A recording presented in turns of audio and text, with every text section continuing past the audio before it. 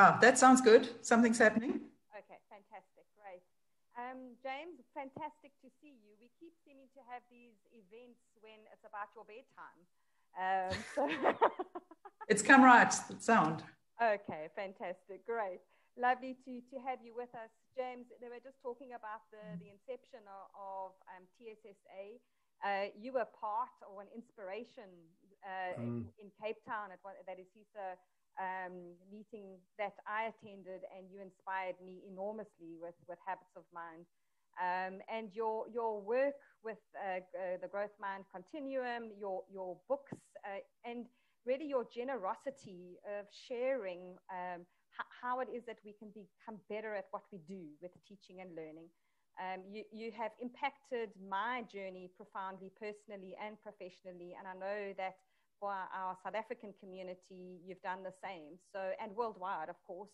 And you keep on doing what you're doing, which is amazing. So welcome. Fantastic to have you on board with us. Sorry that you're not in South Africa, so that we can have more fun and adventures as we normally do when you join us, but that's just on pause for the moment. Welcome, and over to you. We look forward also to the audience coming up with some awesome questions. James wants to be challenged, so I'm putting it out there to you. Thanks, James.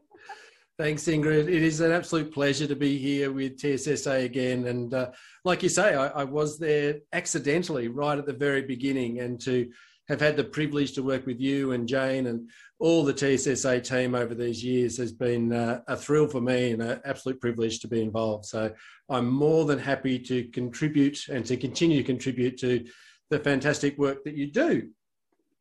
So, look, what I'd like to do today is, in this theme of student voice and student agency, student choice, is to sort of divide what I want to talk about into two parts.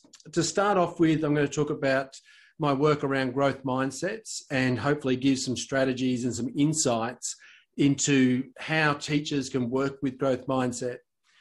And then I'd like to introduce to you all a framework around thinking about learner agency, because the way I think about learner agency is all about helping students become skillful learners. But before I sort of get there, I'd like to sort of take you back right to the sort of part of my teaching journey. I was the middle years curriculum leader at a P12 school here in Melbourne, and I'd just been recently promoted to the role of curriculum leader. And the first question my middle school principal asked me first day on the job was this one. She said, "James, what are you going to do this year to help make students more intelligent?" And I went, "What? Like, how do you do that? What does she mean?" And I thought about it for a little while, and I thought this job could be harder than I thought. And finally, it dawned on me. She was asking me a differentiation question. She was asking me this question about how was I going to support the really bright, really able, really talented students with extension programs and extra challenges and those sorts of things. And what was I going to do to support those less able students with alternative programs and aids and alternative assessment, things like that. And she looked at me and she said, "No, James, I want to know what you're going to do, not just in your classroom, but as a leader in this school, to ensure that all students become more intelligent by the end of the year." I didn't have a clue.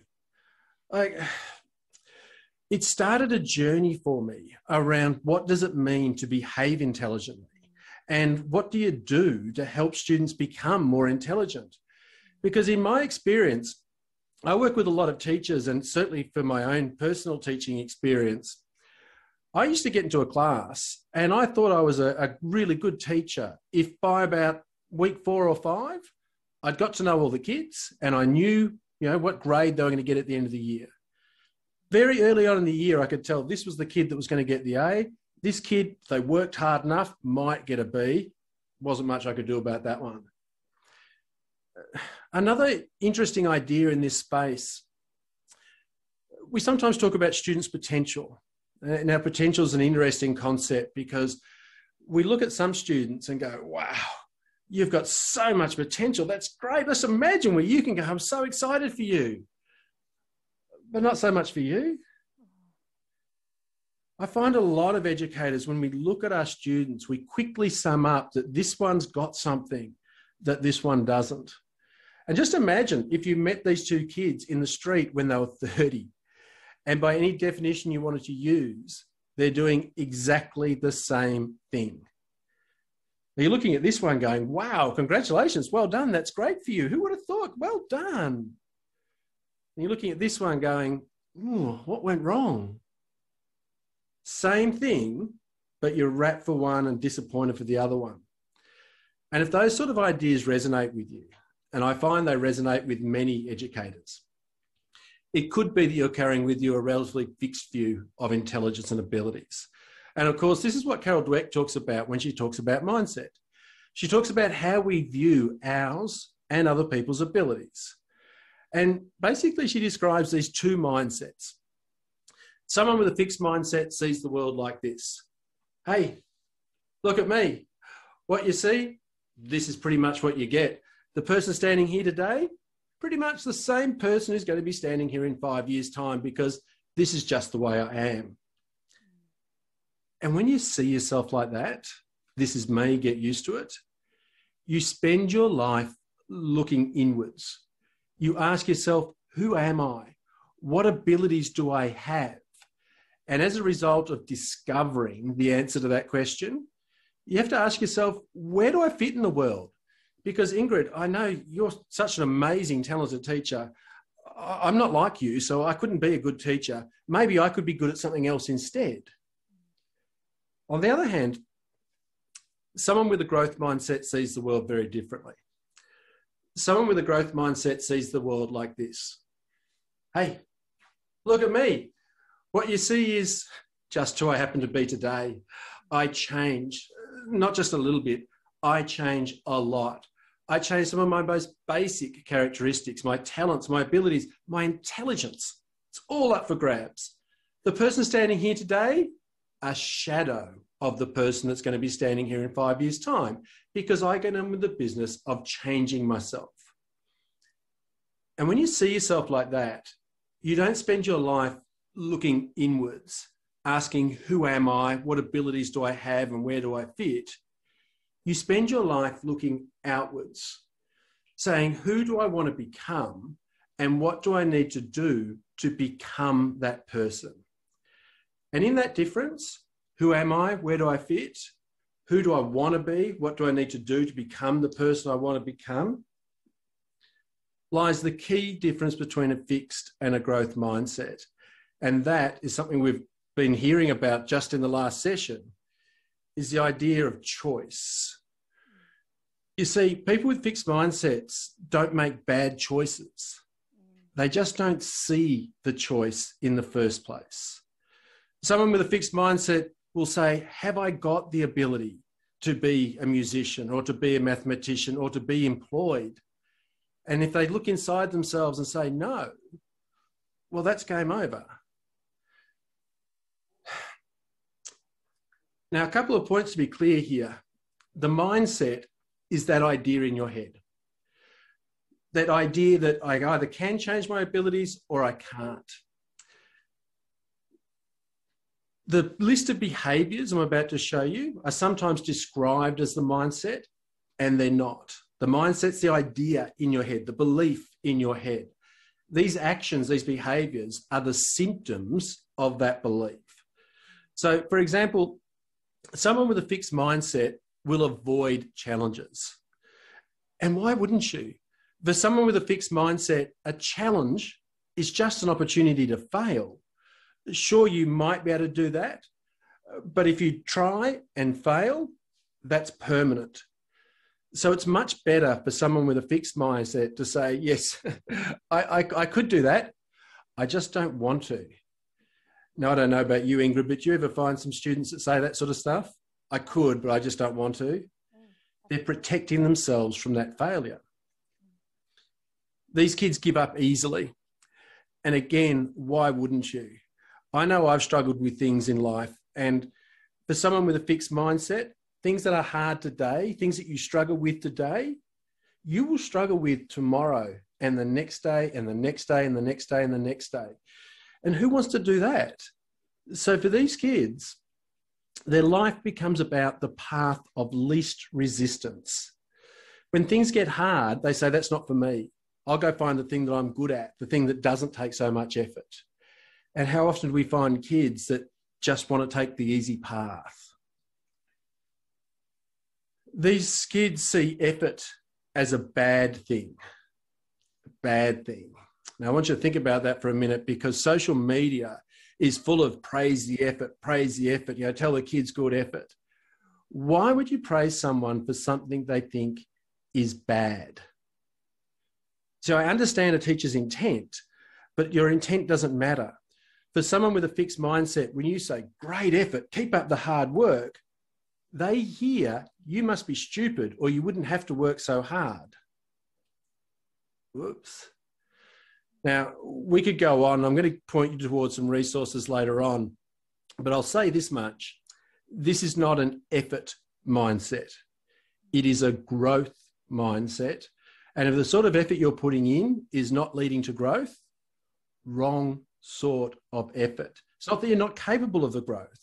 It's that you're putting in the wrong type of effort. But what we see in classrooms sometimes is students putting in this sort of effort. Yeah, the constipation version of effort. Have you ever seen that? And what happens next? The teacher says, great effort, keep up the hard work.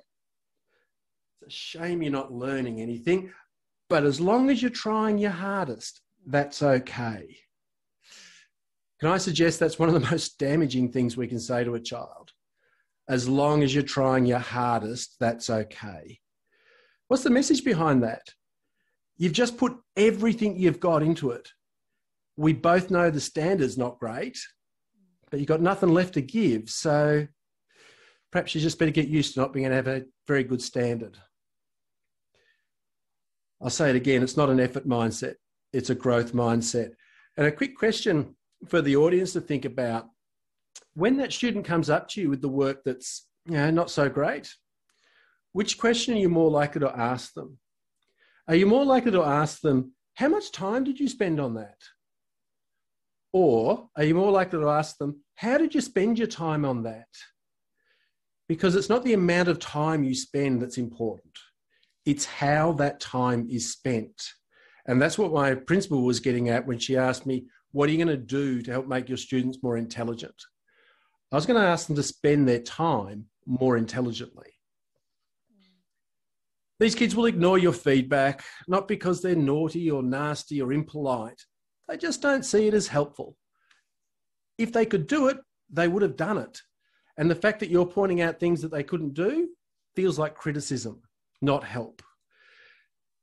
And they're threatened by the success of other people because everything other people can do just highlights things you can't. So they'll make excuses. They'll say, oh, I could do that. I don't want to, or they're just lucky or something like that.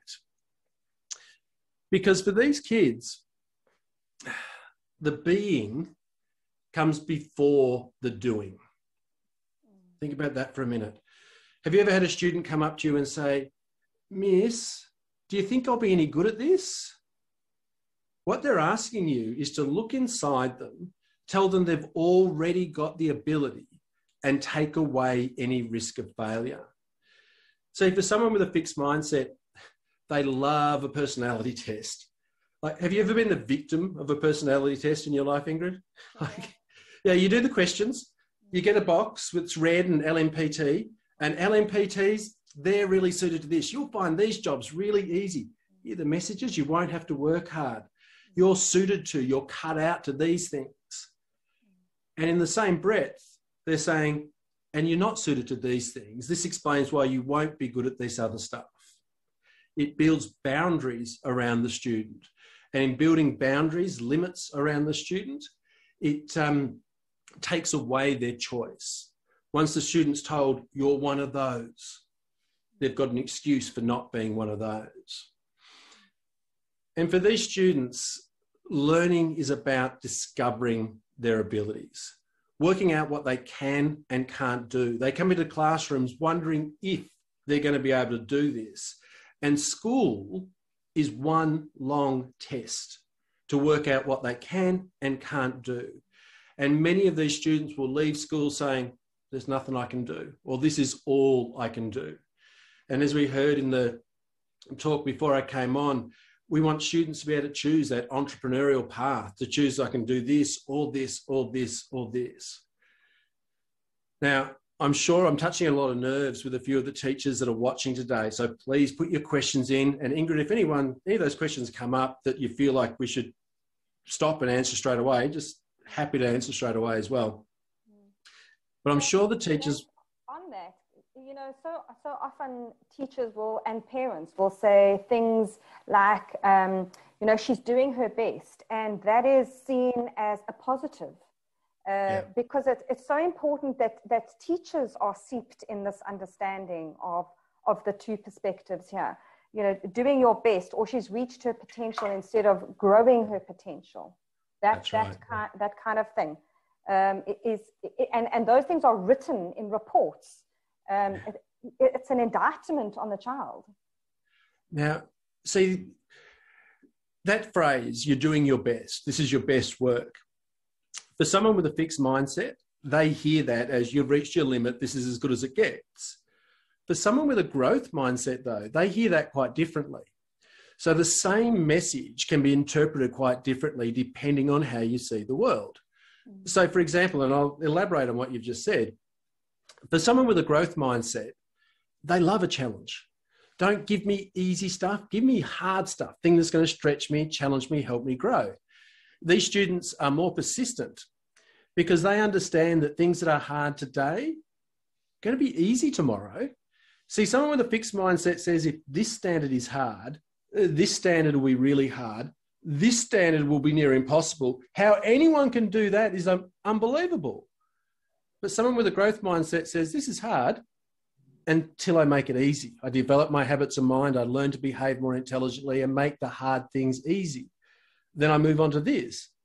And that next step in growth is hard until it makes it easy, and on and on. It doesn't get harder and harder and harder. It's just always the next step is hard. See, these students understand that there is no growth without discomfort. And so they get used to the struggle and normalizing that struggle, saying it's meant to be hard when you're struggling and growing is part of the way we develop a growth mindset. Yeah. And to your point about... And sorry, James, that's also true for teachers to understand and parents to understand. So often as teachers, we see our role as making the path smooth and easy, and then no learning is happening. If we understand that learning is struggling, grappling, being uncertain, not having to find different ways, and as you say, normalize it, then we see it as the learning and the struggling as a positive space. And there's a confusion with this too, that often we say learning is about getting outside your comfort zone. And it is, but it isn't, because often in fact, people misinterpret being outside your comfort zone simply as doing something new. And being outside your comfort zone isn't about doing something new. It's about doing something more difficult. And the world is full of what I call easy things we haven't done yet. So I imagine the audience watching full of teachers, well-educated, successful people. If I said to you, how many of you know your 13 times tables? There'd be 2 or 3 people who go, oh yeah. Most of us don't. But if I said, could you learn them by tomorrow? You'd all go, yeah, I could do that. It's an easy thing you haven't done yet. You can do it with your current abilities. And sometimes in those sort of conversations you just mentioned, students are saying, oh, I'm doing something new. Well, I'm not interested in doing something new and easy. I'm interested in you stretching and challenging yourself to do something new and more difficult, more complex. And that's why these kids will see effort as a good thing. Praise these kids for their effort all day, every day. In fact, if you try to praise them for the standard they've just reached, they'll go, yeah, I know. But did you see what I had to do to get there? Because they understand that here, temporary. Unlike that fixed mindset person who said, you're doing your best work, they realize that this is their current best. their best to date, their best so far. And adding those timestamps is one of the strategies we talk about to help students understand that when we say you're doing your best at the moment, but that's going to get better, because these kids with a growth mindset recognize that your best is only your best when you measure by yesterday's standards. By tomorrow's standards, it's going to be your second best. So these students want to be recognised for what they're doing, not who they are. These kids will value your feedback. They'll be the ones with their hands up. They're the ones saying, I'm not meant to know how to do this. I need a teacher to help me understand how to become the person who knows this. And they love the success of other people. Everything other people can do just proves to me that it's possible. I know that all those highly successful people I see over there, those amazing, talented and skilled people over there, used to be like me. They were all in primary school and couldn't write. They were all in secondary school and didn't know how to do algebra. But every step of the way, they did better things, more difficult things. And as a result, grew and grew and grew. One of the little memes that I carry with me to help myself grow and the teachers and students that I work with grow is to ask yourself, how are you spending your time? Are you spending your time getting better? Or are you spending your time getting busy?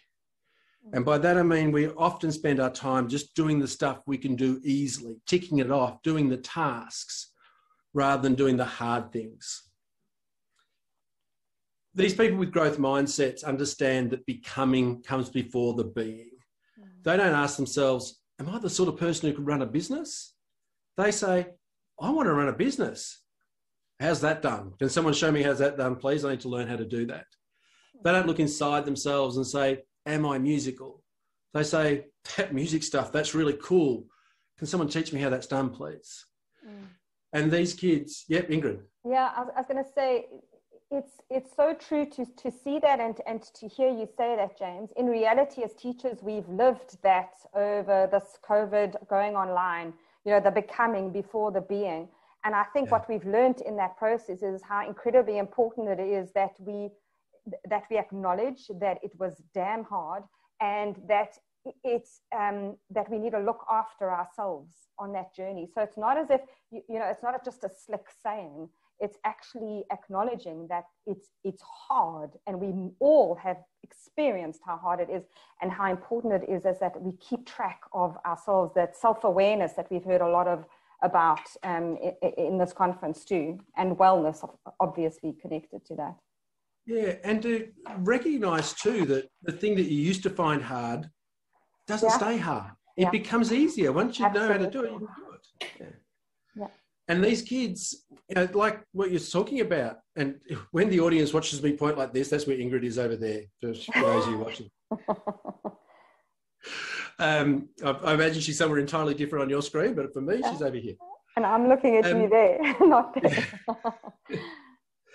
there. These students understand that learning is about creating themselves, not finding themselves.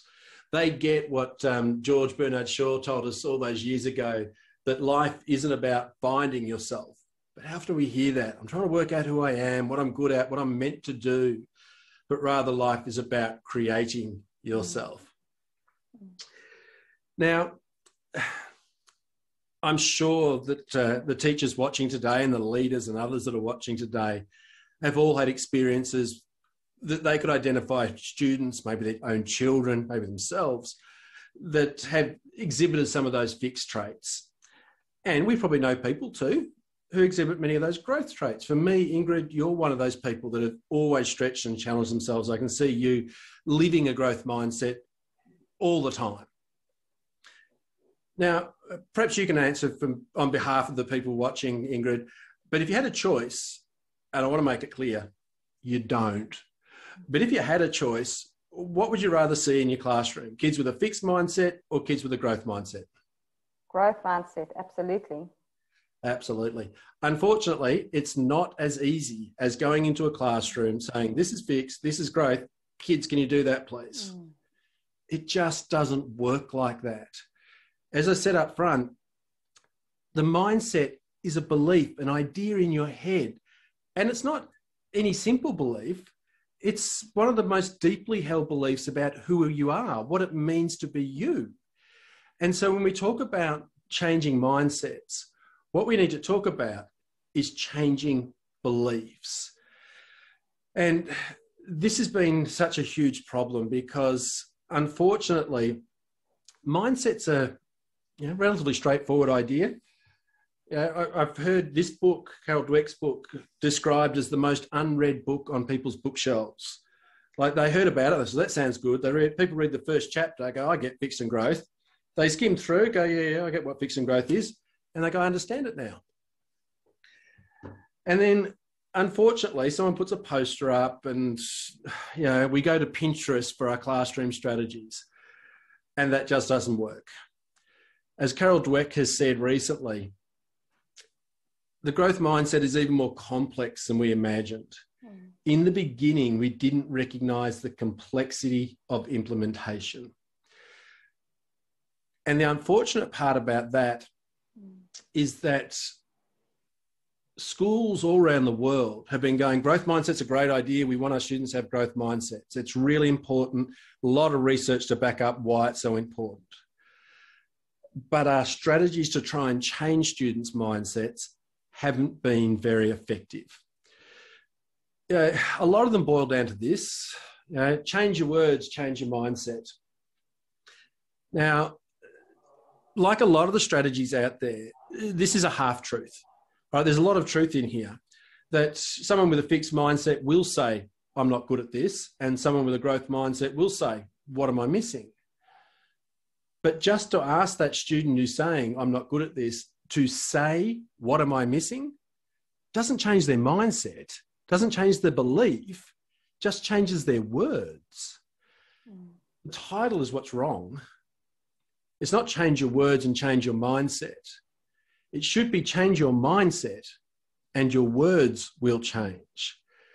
These sorts of things fall into what I call the but-then problem, and it's a big one with this work. Now, we try saying, instead of saying this, try saying this. But then this happens. I'm not good at this. Try saying, what am I missing? Well, I don't know what I'm missing. Like, how's that meant to work? I give up. I'll use a different strategy. Well, if I had a different strategy, I wouldn't have given up in the first place.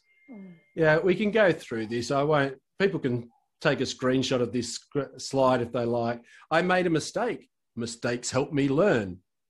Not that one. That just proves I haven't learned anything. It's left me confused. Is that sense of, I'm going to train my, feel free to go back and take a screenshot of that if you like. It's on my website. It's also in a resource I'm about to give you. The point here is that changing beliefs isn't easy. And when we look at Carol's book, probably only need to look at one of them, don't you? When we look at Carol's book, something struck me. I reread this a little while ago. I don't know about you, Ingrid. I was about to say last year, but it wasn't last year. It was the year before, because I've just sort of deleted 2020 in my mind. Have you? 2020 didn't happen. Well, it did happen, but yes. When I was reading it, something struck me. In fact, two things struck me. One,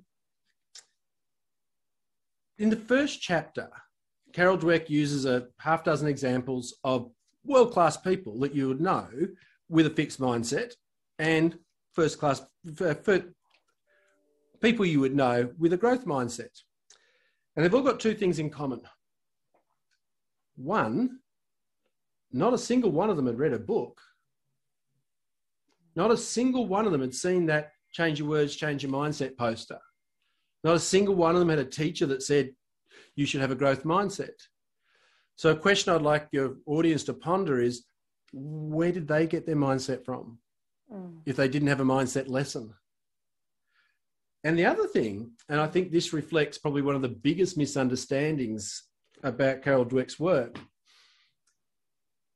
is all the examples in the first chapter of people with a fixed mindset and people with a growth mindset are all high achievers.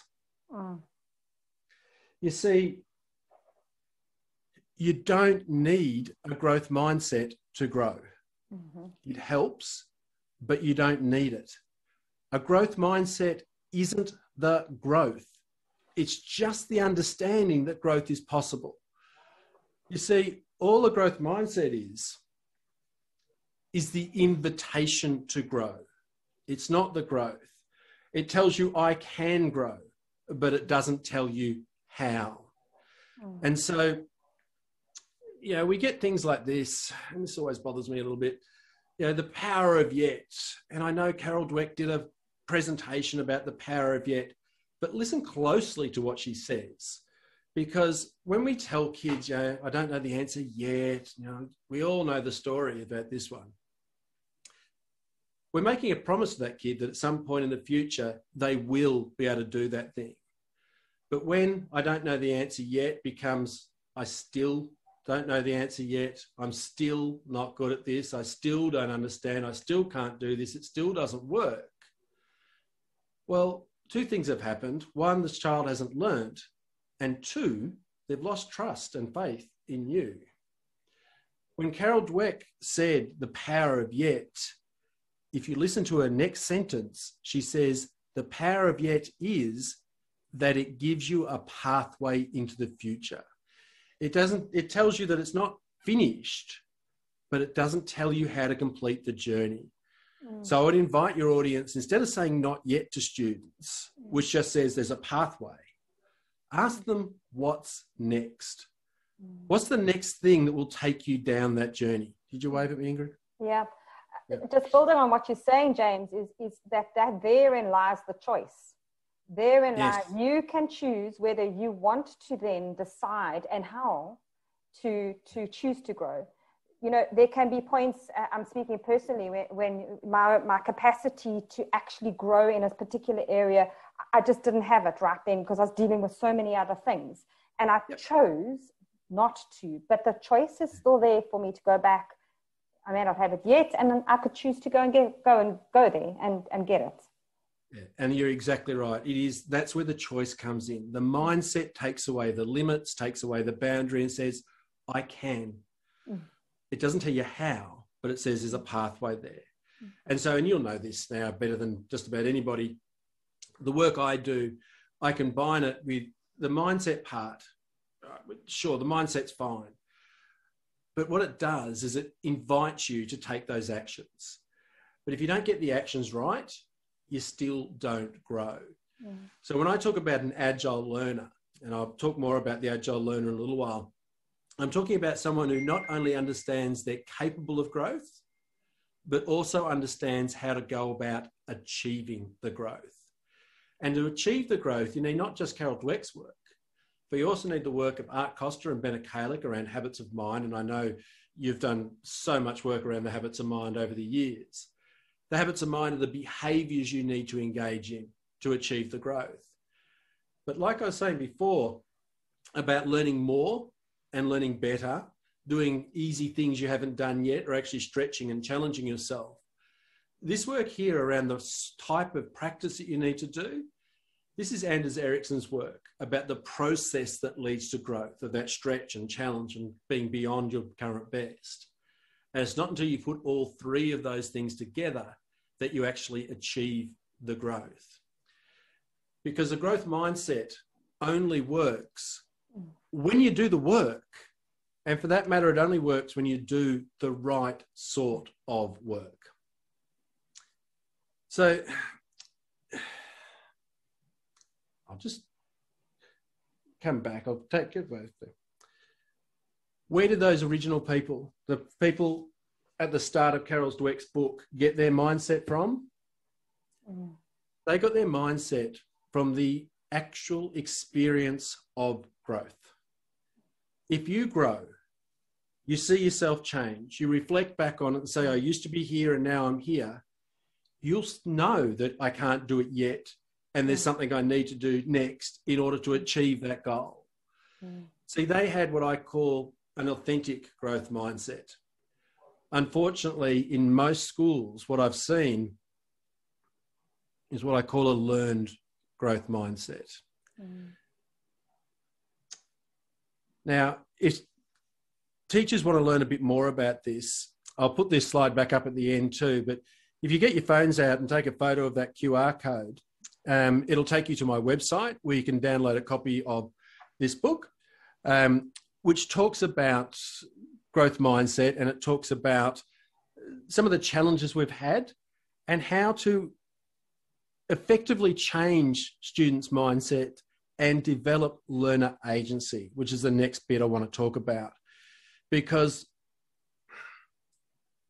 what we've typically done, and it's not, of course, it's not true in every case, but what we've often done is we've taught about growth mindsets instead of for growth mindset. We taught it like it was a topic to be understood rather than a belief to be changed. In that book, you'll find a copy of my mindset continuum, because one of the big mistakes that we've made around this work, particularly in implementing change, is to think of it as a dichotomy. And it's not. We don't have fixed mindset kids and growth mindset kids.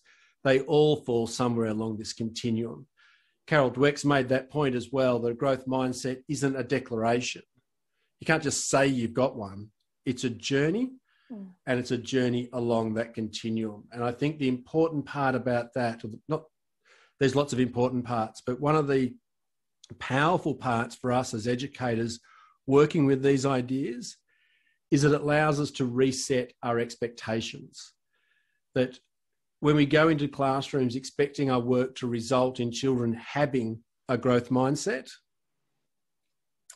we're going to be disappointed. They're not going to have a growth mindset. What we're going to do is to nudge, to nourish, to nurture an increasingly growth-orientated mindset in our students. And as a result, your success with growth mindsets won't be measured by the number of students with a growth mindset. James, can I come in there? Sorry? Yeah, just finish your slide. I'd like to comment on that. Yeah. Your success is going to be measured by how far along that continuum they've moved. Yeah. What I love about the work that you're talking about here is the idea of us becoming increasingly growth-oriented. What I love about that is the idea of the nudging and the nurturing. And for me personally, it's about being gentle with your students and with being yourself. It's not about judging that you're not growth mindset or you're not growth mindset enough. And that gives a huge amount of relief and support emotionally too. Yeah.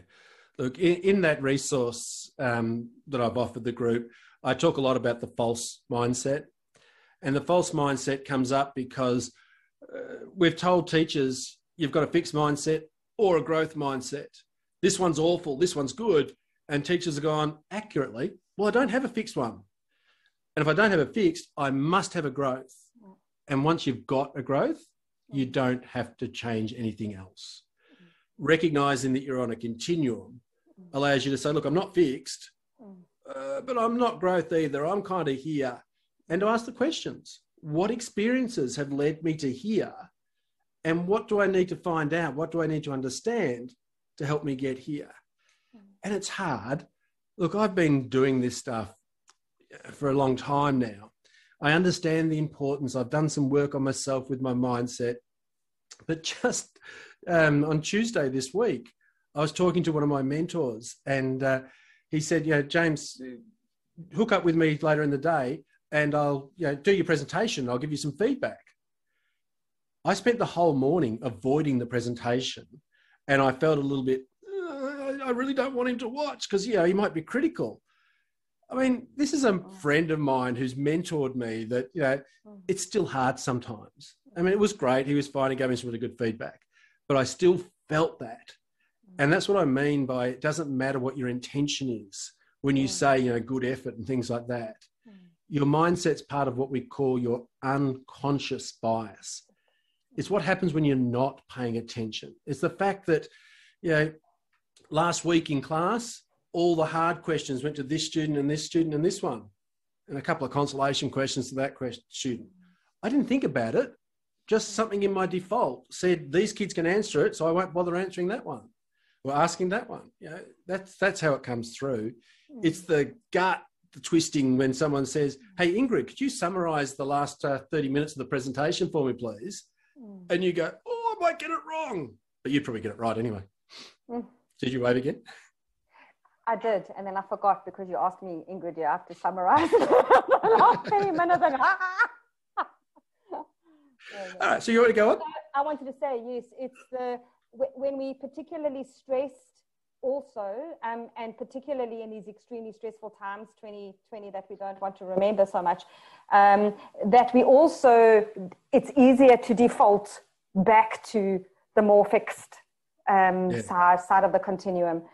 Because it feels safer, it's what we've come from, and we can do it and quickly and get results, you know.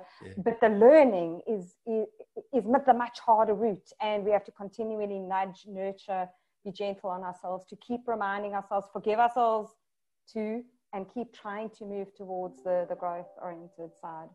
Yeah, absolutely. It's like Carol Dweck said, it's a journey, and it's not always a quick one, and there are setbacks along the way and all that sort of stuff. How are we going with the questions from the audience too? Do I need to prompt them to say, look, make sure you're asking questions? We don't need to answer them now, but I'm just wanting to encourage them to be there for later.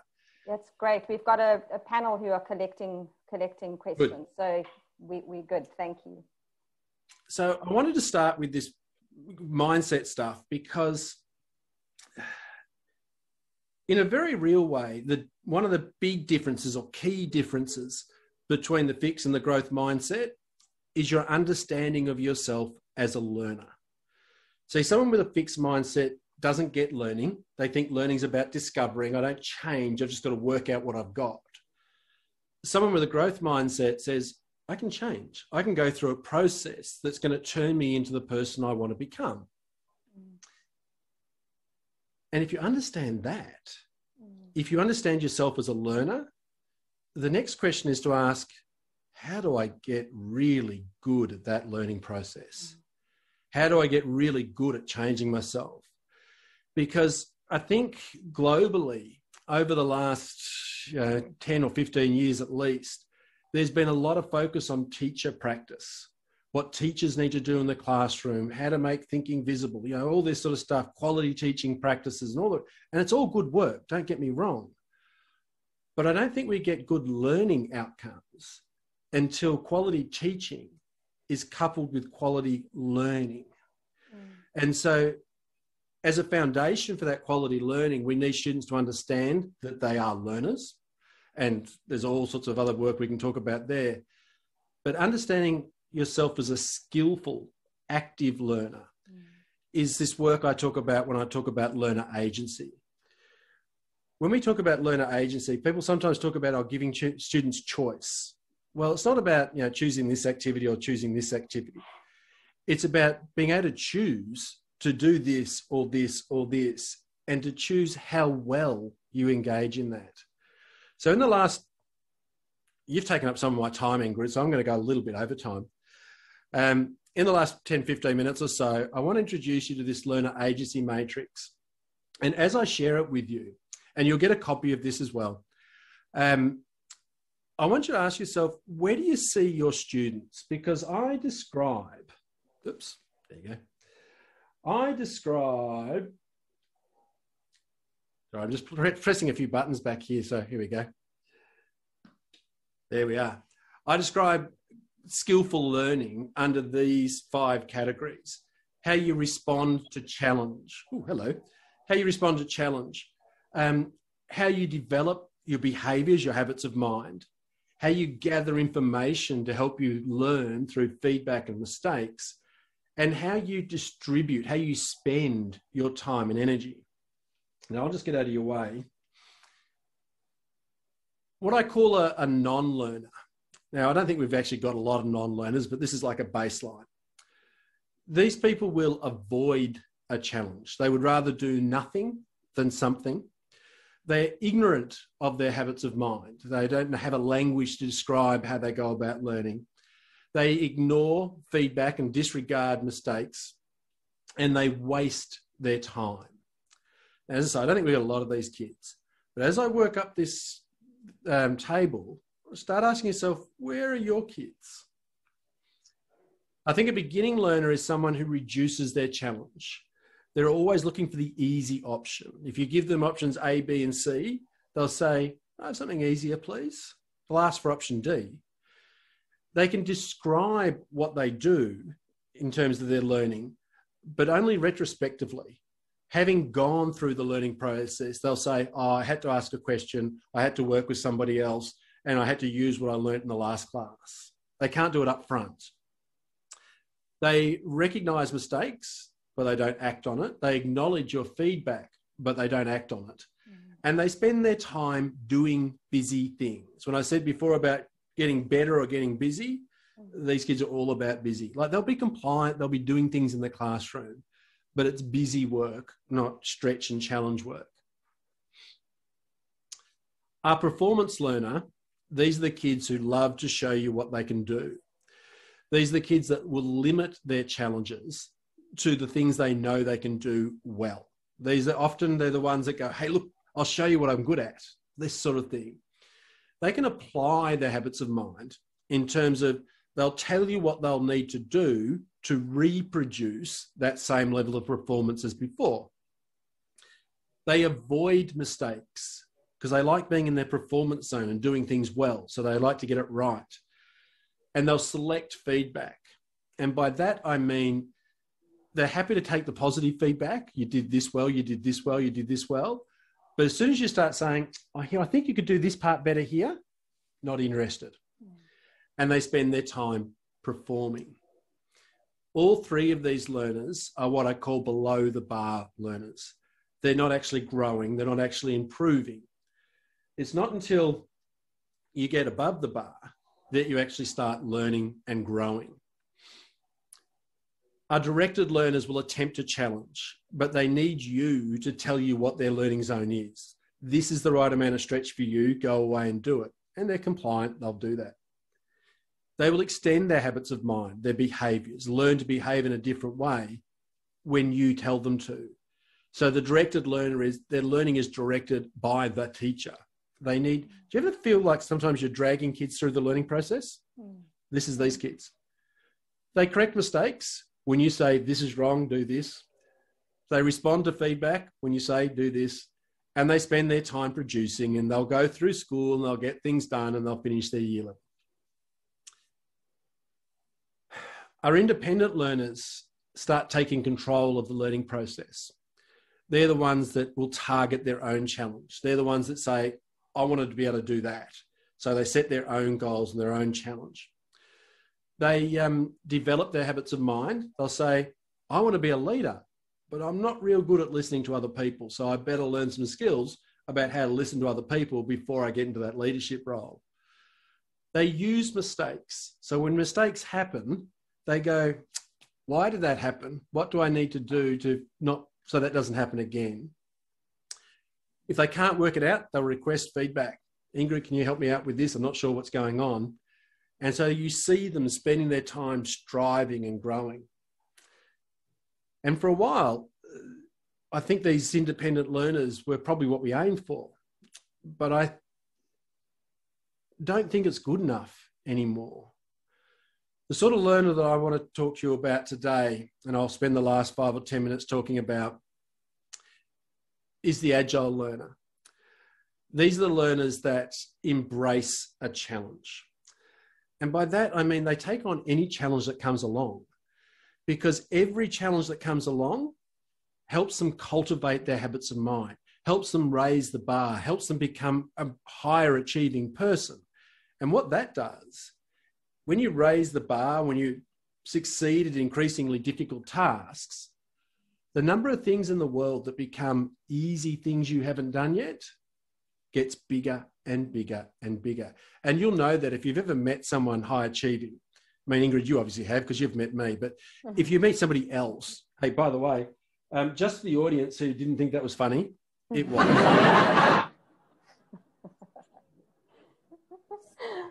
But the point is that if you meet someone who's really high achieving, that have developed their skills to a really high level, they get pretty good at a lot of things because they've developed the behaviours they need to succeed at increasingly difficult tasks. These people design mistakes. And by design mistakes, I mean that they think about them before they're made. They go into a situation like a scientist and say, I'll change this, but not that and that and that, because then I'll know exactly what makes this difference. So they're really thinking forward about that. And in the same way, they tailor their feedback. And tailoring feedback, sorry, there's a funny story. I don't think I've got time to tell it though. Tailoring feedback is about preparing the person who's going to give you the feedback to collect the information you need. So ideally, you would go up to the person who you want to give feedback and say to them, look, this is what I'm working on. This is the information I need to help me work on that. Can you be paying attention to it, please? Because otherwise you might come up to them later and say, hey, can you tell me what about, what you're looking for? And they go, oh, I didn't pay attention to that. I thought you were doing something else. And you've missed the opportunity. Bless you. And they spend their time growing. Now, this matrix, I find a lot of teachers resonate with it, and hopefully a lot of teachers are looking at it now going, oh, I've got kids here or here or here or here. Please do not use this as a labeling exercise. The value in this matrix is in the white space. The question that you need to ask yourself, the question that I can help you explore if you want to do that, is what do you do? What actions do you take in your classroom that move students up this matrix, that turn a beginning learner into a performance learner into a director to independent, and independent into agile? And to hark back on, I think, some of the themes that have come through these 3 days, and I haven't been at all the presentations, but I was listening to the presentation just immediately before. I think we have to do this. It's not a nicety. It's not something we want to do. We have to do, because when you look at the lives these different students will live, a beginning learner is fragile. They need to be protected. Their skill levels aren't very high. They require, or not require, they're only capable of menial jobs. And I'll just bring myself out of your way again. And they're very task-centered.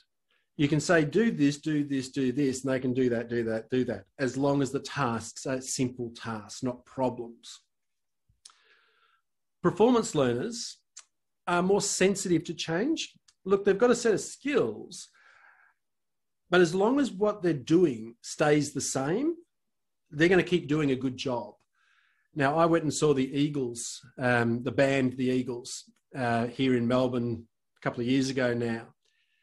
And one of the things they said was that, they're looking at the audience tonight, and that they noticed that some of them were in their 20s and 30s.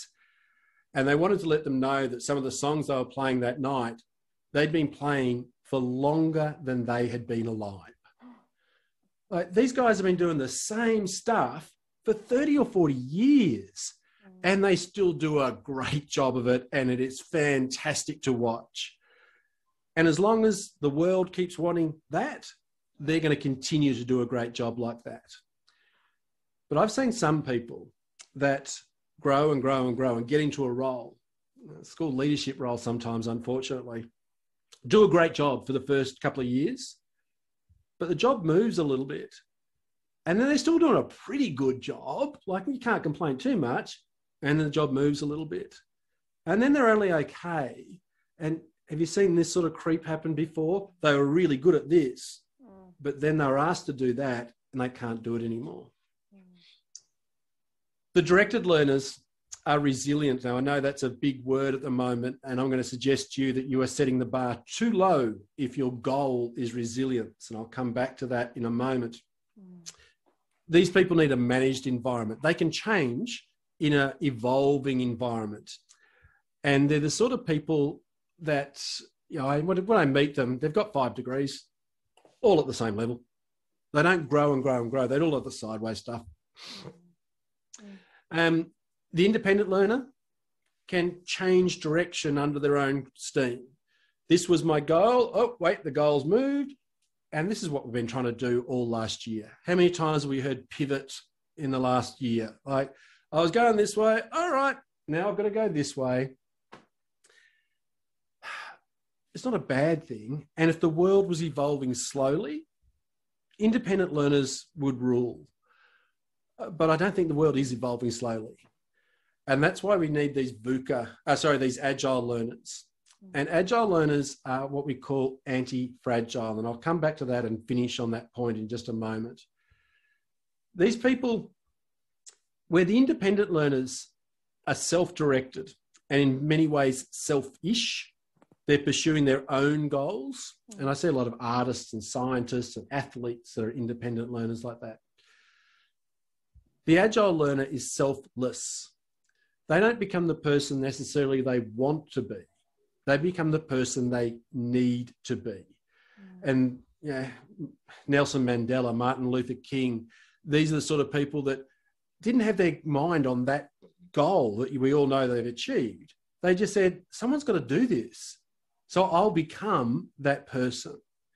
And so in this rapidly changing world, we need the sort of people that embrace challenges, cultivate their habits of mind, and become, as I say, anti-fragile. And I'll just explain that anti-fragile term, and then we can go to the questions and things. The term anti-fragile comes from Hassim Nicholas Taleb. And he explains it like this in his book called Anti-Fragile. He says, everyone understands what fragile is. Like fragile things, if you disturb them, they break. But if you ask people, what's the opposite to fragile? They'll say things like strong or resilient. And he'll say, no, you've missed the point. Things that are fragile, you disturb and they break.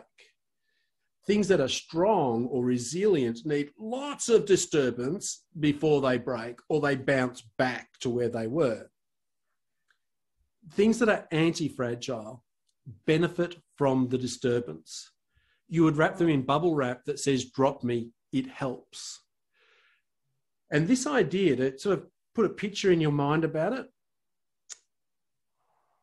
if you drop a hedge in the ground and let it grow just on its own without touching it, it turns into a spindly little thing that's not actually very healthy. But if you come along every season and just trim the tips, not trim the base, just trim the tips, it sends forth more shoots. It grows lush and strong because it is disturbed. Someone who is an agile learner, because they're embracing that disturbance, uses those as opportunities to grow. Each time they take on that challenge, they get a bit better. They raise their standard a bit more. Their comfort zone gets bigger. And when disturbances come along, if you've already raised your standard this high, chances are you're already prepared for it. I was meeting with a group of thought leaders today, a group of really talented educators, and we're talking about the last year and how schools are responding to coming back this year and all the rest of it. And what they did over COVID. And the words were all about respond, react, pivot. These were the words, that things had happened, and as a result, schools and students and teachers and families had to respond to that change. Well, I guarantee you another COVID is coming along. It mightn't be a pandemic, but it will be something that disturbs us. It mightn't be on a global scale, it might be on a personal scale. But the one thing we do know in this volatile, uncertain, changeable and ambiguous world our students are growing up in is that change is inevitable. And Taleb points out that you cannot predict the future.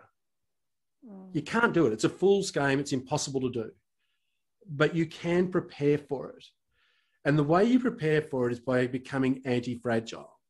And a person who is anti-fragile has embraced all those challenges, taken every opportunity to grow, so that when those changes come along, they don't have to react. They don't have to respond. They don't have to pivot. They've already got the abilities, the skills and so forth to deal with that problem. So rather than respond to challenges, I would invite us to be proactive and make sure we're prepared for them. So I covered a lot of ground, and I'm sure there's a lot of questions. And Ingrid, I'll throw to you and just see what's come up. Yeah, thank you, James. I think the way that you've ended with anti-fragile and a way for us to be proactive in this VUCA world is also a very hopeful way of looking at the future. So thank you for that. We can do it. Yeah, we can. And we've just got to become really skillful learners. Yes. Yeah. So thank you for that. I've taken up enough airtime, so I'm going to put it to the panel. They've got lots of questions and they're also representing questions from the audience. Ingrid, I've just taken up your presentation time, so I apologize for that. Thanks, James. Thank you, team. Okay. Hello, James. This is Colleen. Thank you for your presentation. It's been very insightful. My question is, and I'm not sure if I'm phrasing it correctly, would be, does differentiation reinforce a fixed mindset?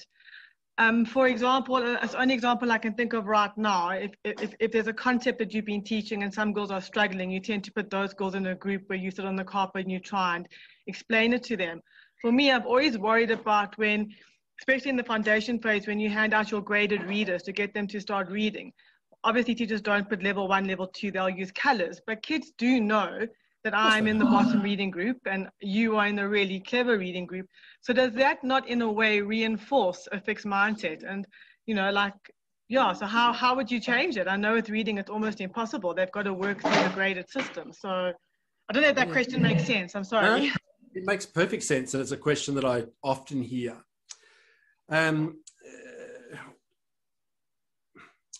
One of the things that I've learnt and come to understand by doing this work is that it is absolutely critical that we teach to students' learning needs and not make them learn to our teaching needs. And what that means is that every student needs to be stretched and challenged to exactly just that little bit beyond their current best. They're going to be stretched, not strained.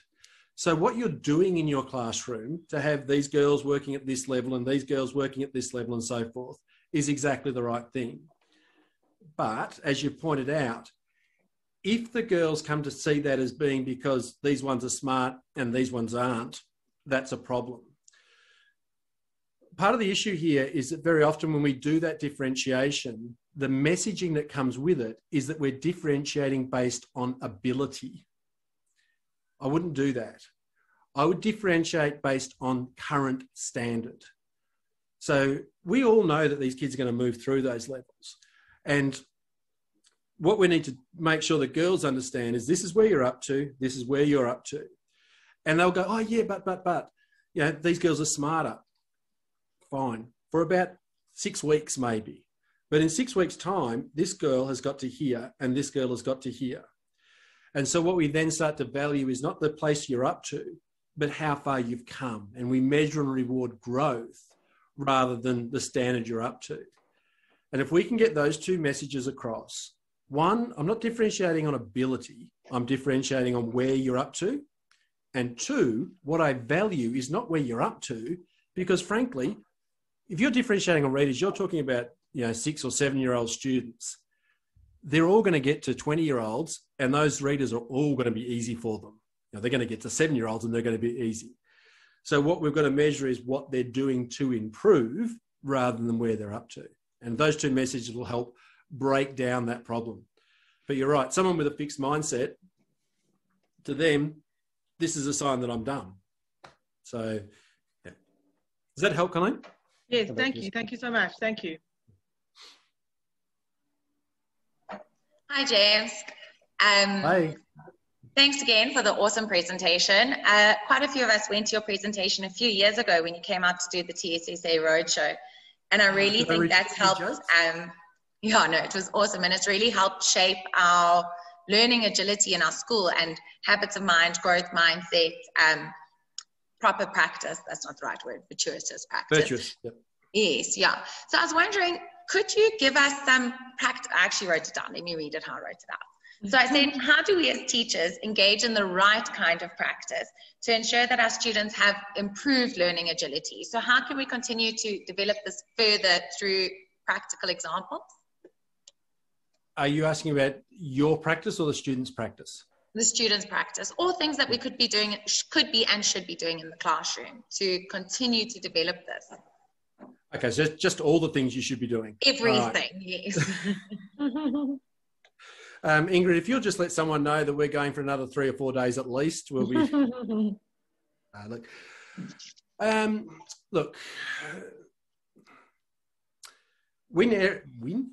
sorry, I've fallen into my South African accent. When Erickson talks about virtuous practice, he talks about the 3 F's of virtuous practice. And so that would be a good place to start. And what they are, the first F is about focus. And the focus is about focusing on something you can't currently do. So set a challenge that feels like a stretch, not a strain. Identify that learning zone. One of the habits I've got into recently is to say, look, to ask the students, how uncomfortable do you feel working on this problem? And if they say, oh, not very, 4 or 5, it's too easy. If they say 9 or 10, I really don't know what I'm doing, too hard. We should be about a 7 out of 10 uncomfortable, and getting the feel of the learning zone, understanding what it feels like to be in there is a good first step. I sometimes talk about your comfort zone feels like a task. Your performance zone feels like a performance, like, it takes everything. But your learning zone feels like a problem, like it's meant to feel confusing. And that's what I was saying before to Ingrid, that that idea of normalizing struggle in the classroom is really important.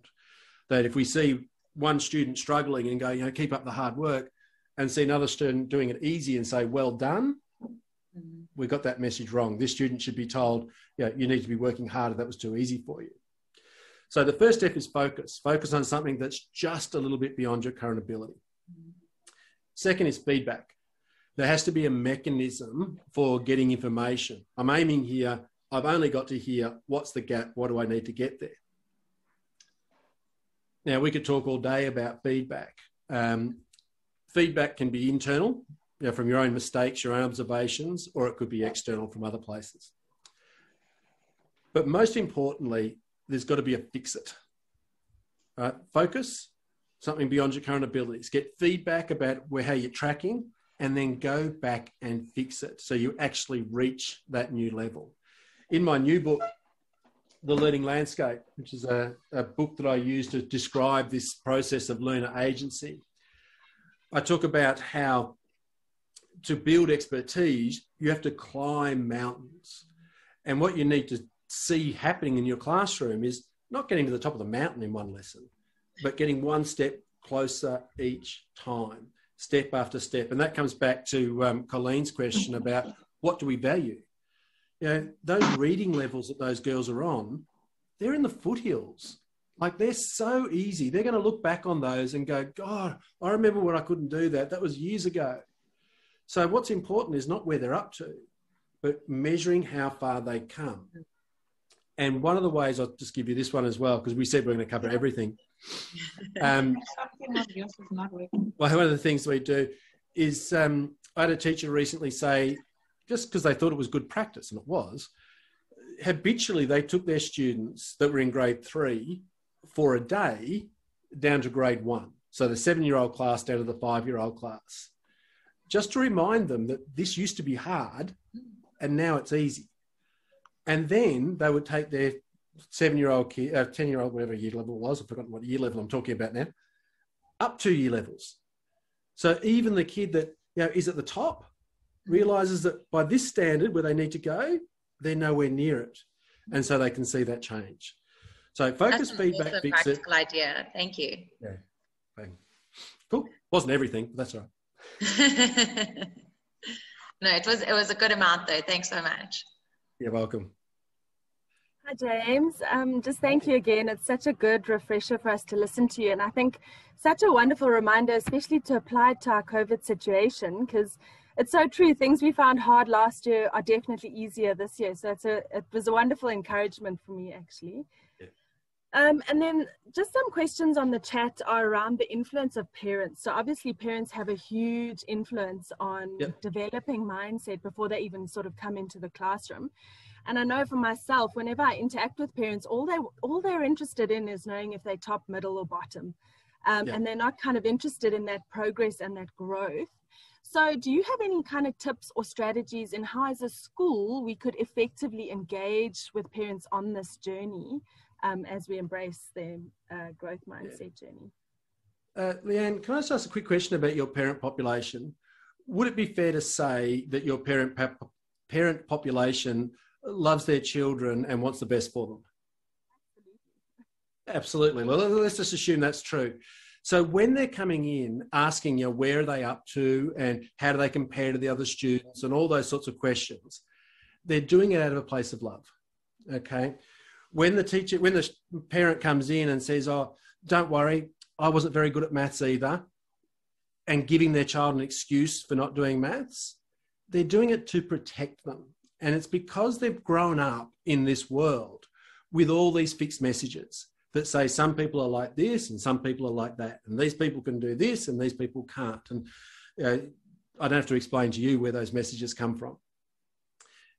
When we tell the sorts of stories that I tell in the Agile Learner, explain the 5 truths about talent, explain the concept of backstories and how important it is to realise you come from here to here. Those parents, when I do that sort of presentation to parents, they all come up to me and say, oh, James, I've said that to my child all my life. I'm never going to say it again. So part of this is just about informing them about the importance of it. Now, there's still all this pressure. Part of that is that, and I'm not familiar with what happens at the end of school in South Africa, but I suspect they're all ranked and graded in some respect. Yeah. And so there is that, I want the best for my child, which means they need to be on the top. So asking them where they rank is important. So one of the things I say about assessment is that if you're going to compare to everyone or only one. So when they ask, how does my child compare? And you're talking about a child that's 9 years old, you say, look, compared to where they need to go in year 12, they've got a long way to go, but they're doing the right things to get there, da-da-da-da-da-da. And when they say, well, I mean, how are they going in this class? And they say, well, all right, at the start of the year, they were at this standard and today they're at this standard. Now, obviously, they're going to ask more questions, but if we put the focus on those two things, where they're up to in a longer journey and what they're doing to get from here to here in their next steps, they're the types of messages. The meme I carry with me around assessment is that assessment has to be about where you are, not who you are. And that harks back to Colleen's question about differentiation. Yeah. That's great. Thank you. Pleasure.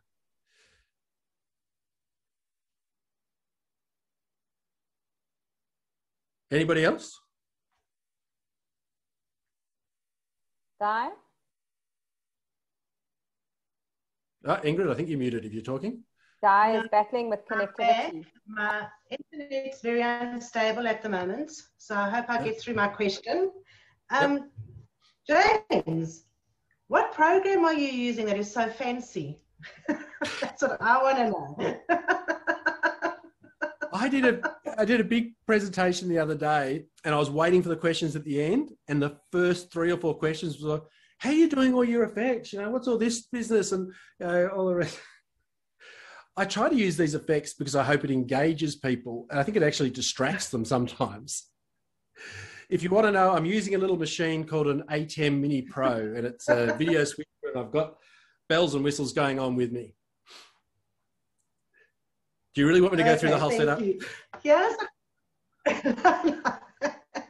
Here's a question from one of our participants in the conference. Teachers with a fixed mindset can't encourage growth. Can't encourage a growth mindset in the classroom. How can a school encourage growth mindsets in their staff so that it can automatically translate through to the learners?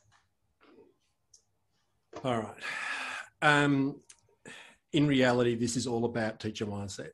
All right. You don't change student mindset without changing teacher mindset. There is having a fixed mindset, particularly as an adult, something you've grown up with your whole life. it's a very comfortable thing. All right? It gives you permission not to be a whole lot of other things. And as a teacher, it gives you an excuse that, I can't teach that child because they're just not very bright. So it's not my fault they're not learning, it's theirs. So it actually feels pretty comfortable to be in that space. When someone like me comes along and starts talking about, no, actually, all those children are capable of enormous growth and there's nothing holding them back other than their own self-limiting beliefs and those sort of ideas. Very often a teacher with and they haven't got a fixed mindset, but a low growth mindset, their first reaction is to push back. And sometimes they push back hard. I'm currently working with a small group of teachers in one school that have pushed back hard against me on this one. But my experience tells me that when you continue with that journey and start unpacking some of their challenges, some of their fears, it actually becomes quite liberating, because suddenly they realise that that thing that they thought they could never do, and as a result have avoided all their life, maybe they can.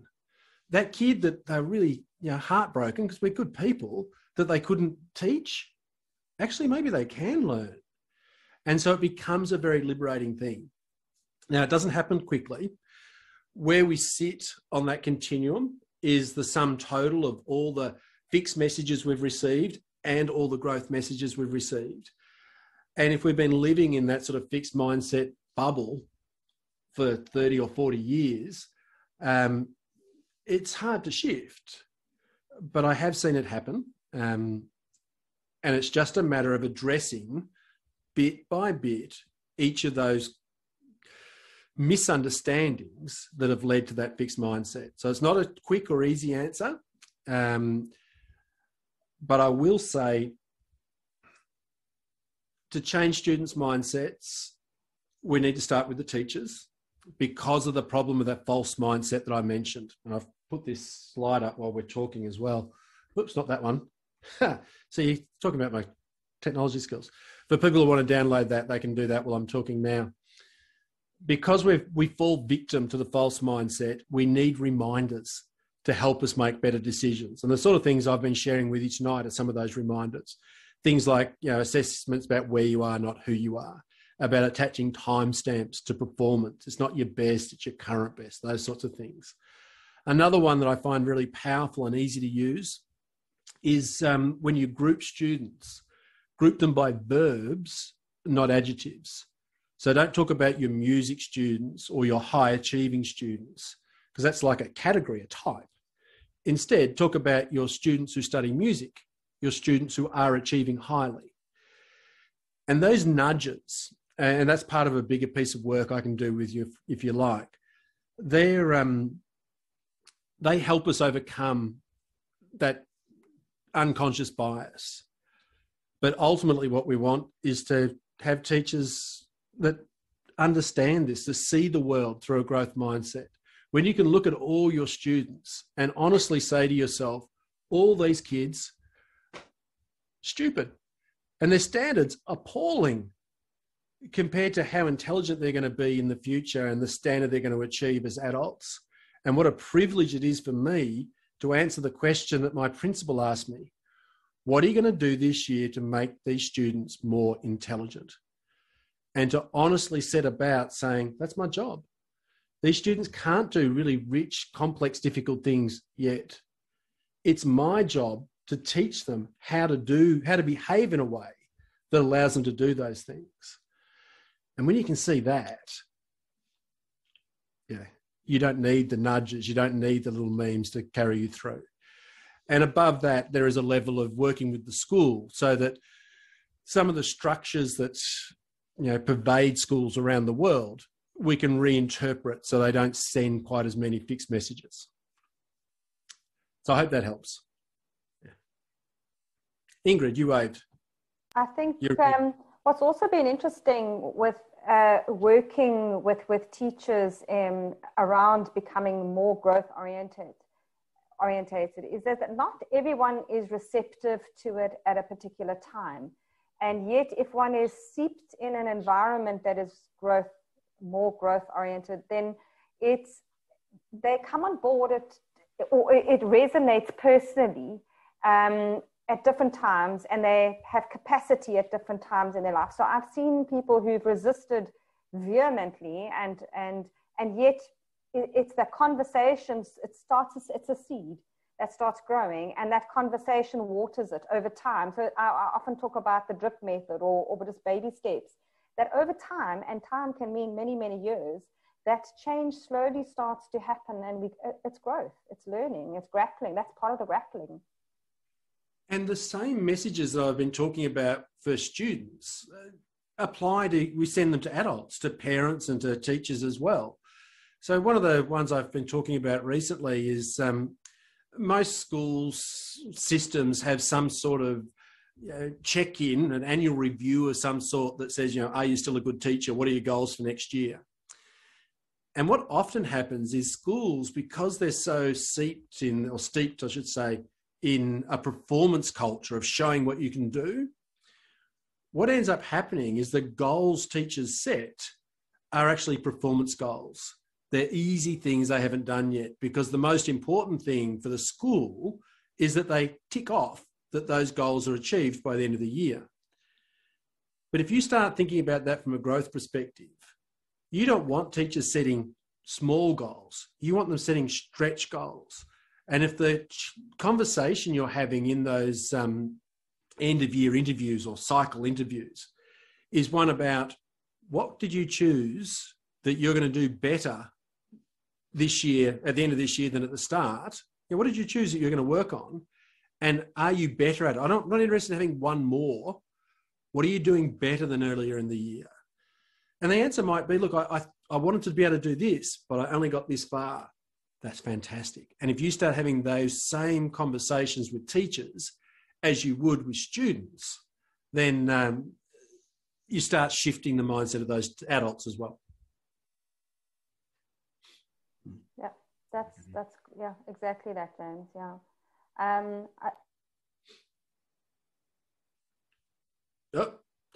Hey, just out of curiosity, while Ingrid works out where her mute button is, how many times have we heard during the last year, hey, you're on mute? Like, take yourself off mute. I know Taryn McLaren is yelling at me. I can just hear her. Hang on. That was great. Yeah.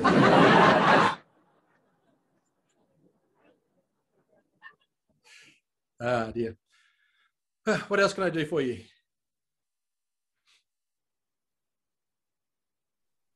Sorry, I'm using my space bar and it's not seeming to work. That's why I think I'm off mute and then it isn't. So Jane, I was trying to hand over to you. Thank you. Thanks, James.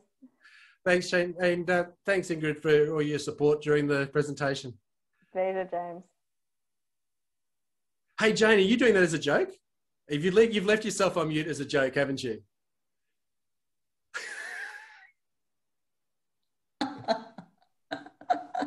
It's catchy. Oh, dear.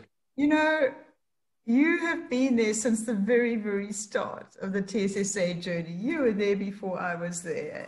And you were at the national conference. Nothing was there before you, Jane. It was you started it. I was just there.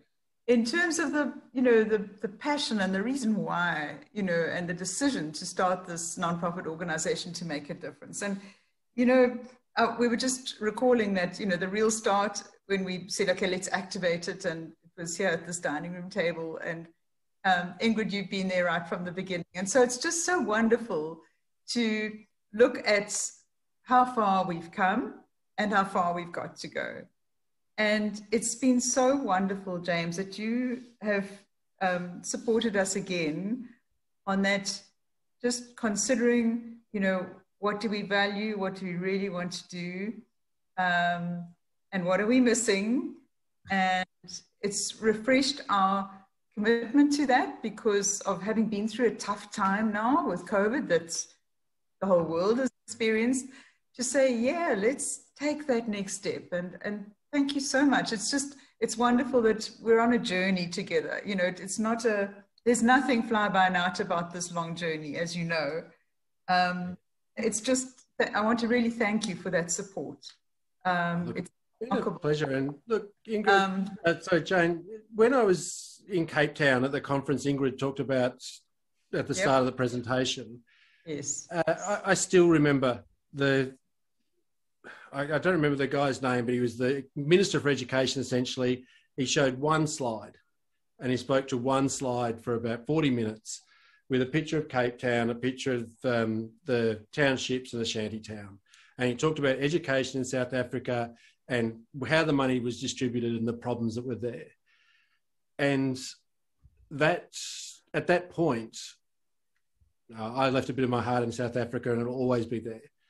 And so I am there for you when you need me, and it is absolute privilege if I can contribute something to the fabulous work you do. And you know, what Anita was saying before about how far you've taken this in what it could only have been 5 years ago, surely. I know it's been a long time. It's been, I thought it was more than that, but yeah, it's been quite extraordinary. And I know there's tough times, but you look back on here, you know, this is a high point today. It'll be just standard in a few years' time. Of course, today's best is not tomorrow's best. And that's right. That comes from you. Thank you for that. James, what's particularly encouraging is, I don't know how much you saw of the guest, the VIP this morning, is from the Department of Basic Education. And, you know, they've approached us to talk. And that's how I managed to invite Margie to be the VIP for this morning. And wow, I'm very encouraged to see. And obviously government is a very big, difficult machine to move. Yeah. We know, but there is such a strong intention and some great plans that will clearly be challenging to implement, but it's going to happen. Maybe slower than we wish for, but I really do see a shift, and that's really exciting. And it rests, you know, what rests in those hands is the success not only of the children and the teachers and the schools, but our country to a large extent, in terms of where we're going and how we can compete in the world. To be very entrepreneurially minded, which is not the same thing as starting your own business. So, and I've always thank said, you for being here. Yeah, Jane, if I just finish, I've always said that whenever I work with teachers around the world, they're all in it for the kids. Like, they all love the kids and all the rest of it. When I talk to South African teachers, they're in it for the kids. And not just because they love the kids, but because there's a social imperative for the need of the country to grow out of its history. And a lot of the teachers that I meet in South Africa, you could go somewhere else. You could work somewhere else. You don't have to stay in South Africa, and you choose to stay and do that good work where you do. And you know, so I'm proud to be a part of it, and I congratulate you and all the team in TSSA for the work you do. So well done.